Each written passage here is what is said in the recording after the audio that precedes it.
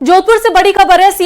पूर्व सीएम अशोक गहलोत का जोधपुर का दौरा। जोधपुर से रवाना होने से पहले सर्किट हाउस में कार्यकर्ताओं से मुलाकात। मीडिया से बात करते हुए कहा कि ऑपरेशन सिंदूर में पहली बार देश एकजुट। उसके बावजूद अमेरिका के राष्ट्रपति ट्रंप कौन होते हैं सीज फायर करने वाले? तो पूर्व सीएम अशोक गहलोत का जोधपुर दौरा। ट्रंप कौन होते हैं सीज फायर करने वाले? अब तक ट्रंप कई बार बदल चुके हैं अपने बयान। ये साफ तौर पर पूर्व सीएम अशोक गहलोत की तरफ से कहा गया है। ऐसे में भारत सरकार को लेना होगा सख्त एक्शन। सर्किट हाउस में कार्यकर्ताओं से मुलाकात यहां पर पूर्व सीएम अशोक गहलोत ने की।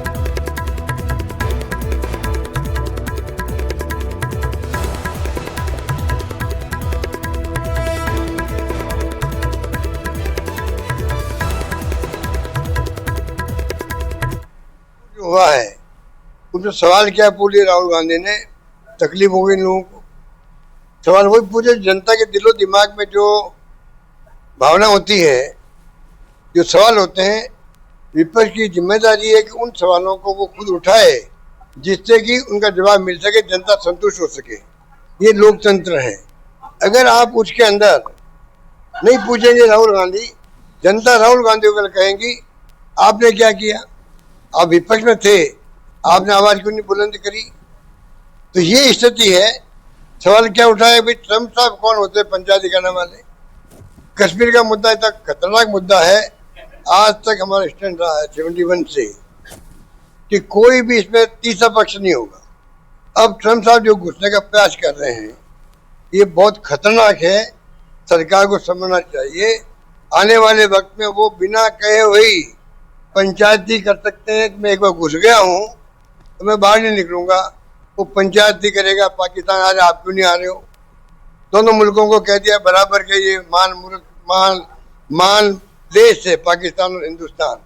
तो पाकिस्तान हिंदुस्तान को एक क्षण में लाके खड़ा कर दिया।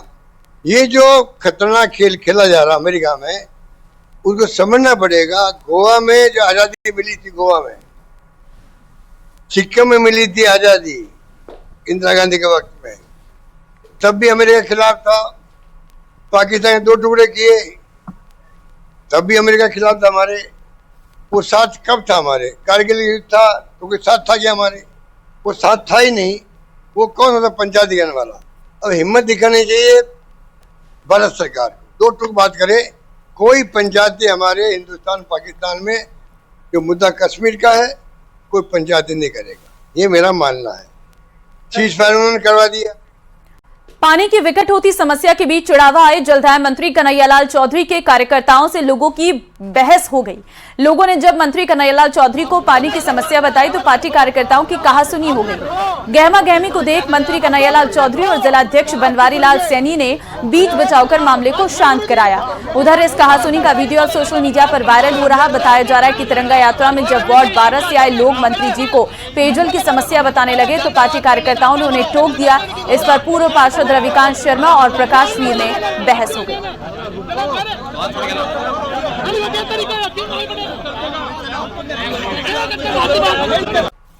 एसआई भर्ती 2021 जी का जंजाल बन गई है। एक तरफ इसको रद्द करने की मांग को लेकर जयपुर में सांसद हनुमान बेनीवाल के नेतृत्व में बेरोजगारों का धरना चल रहा है।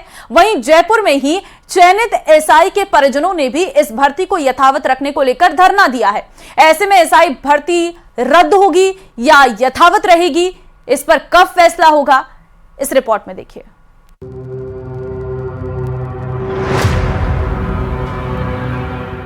युवाओं के मुद्दे पर आर पार की लड़ाई।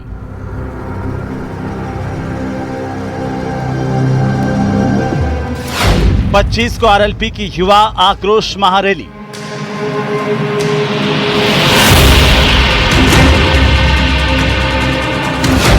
एसआई भर्ती रद्द होगी या रहेगी यथावत? 2021 के एसआई भर्ती परीक्षा पर अब जंगी महाभारत शुरू हो गई। विपक्ष साफ संदेश दे रहा है कि अब आर पार की लड़ाई होगी, तो उधर भर्ती परीक्षा को यथावत रखने की मांग भी उठ रही है। दरअसल एसआई भर्ती को यथावत रखने के लिए जयपुर के आदर्श नगर दशहरा मैदान में एसआई भर्ती में चयनित अभ्यर्थियों के अभिभावकों ने प्रदर्शन किया। सरकार से अपील की, कहा कि ईमानदार, मेहनती और मेधावी अभ्यर्थियों के साथ अन्याय ना हो, किसी निर्दोष को परेशान ना किया जाए।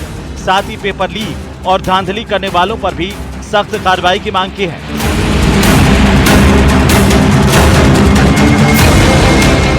विपक्ष इस मुद्दे पर सरकार को घेरने में कोई भी मौका नहीं छोड़ रहा। भर्ती परीक्षा रद्द करने के लिए खूब आंदोलन हो रहे हैं।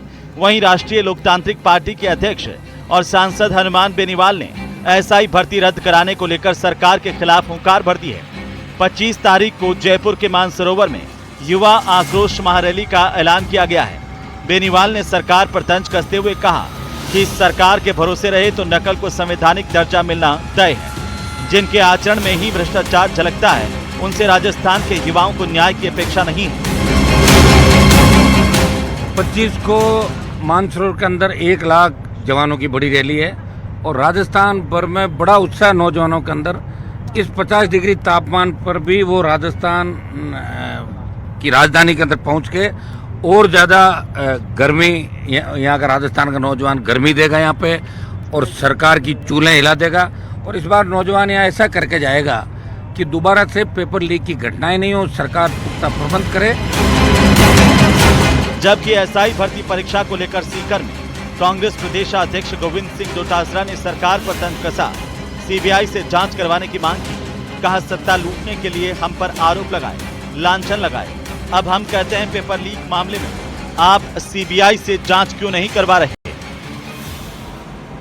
एसआई की भर्ती का 1.5 साल से ये निर्णय नहीं कर पा रहे हैं कि निरस्त करें, दोबारा कराएं, ये कराएं। अब तक तो उसका फैसला करके दोबारा एसआई की भर्ती निकाल करके 1000 लोगों को और थानेदार बना देते, और अगर ये मान लो निरस्त होती तो 2000 लोगों को थानेदार बना देते। आज भी फील्ड में थानेदार नहीं है, दूसरे कर्मचारी नहीं है। 1.25 लाख टीचर जो है की पद खाली है आज शिक्षा विभाग में।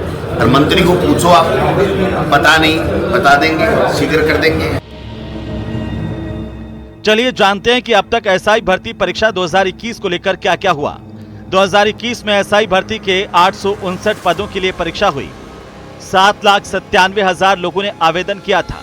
लिखित परीक्षा में 3,80,000 कैंडिडेट शामिल हुए। परिणाम आने के बाद पेपर लीक के गंभीर आरोप लगे। एसआई रिक्रूटमेंट एग्जाम को लेकर कई एफआईआर भी दर्ज की गई। एसआई भर्ती परीक्षा 2021 रद्द होगी या यथावत रहेगी, इस पर फैसला कब होगा अभी कुछ साफ नहीं हो पाया। अब एसआई भर्ती परीक्षा पर आखिर फैसला क्या होगा, ये तो आने वाले वक्त में ही पता चलेगा। Bureau report, news 18 Rajasthan.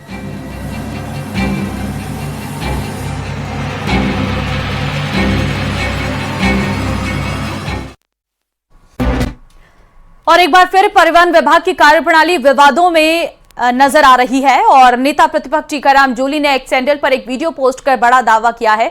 उन्होंने दावा किया कि दिल्ली मुंबई एक्सप्रेसवे पर दौसा में परिवहन विभाग की ओर से अवैध वसूली की जा रही है।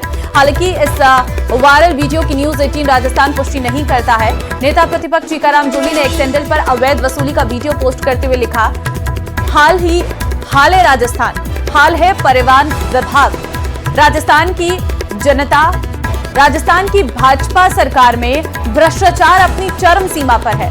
आम जनता का खून पसीना, मेहनत की कमाई सरकार द्वारा अब सड़कों पर खुलेआम लूटी जा रही है।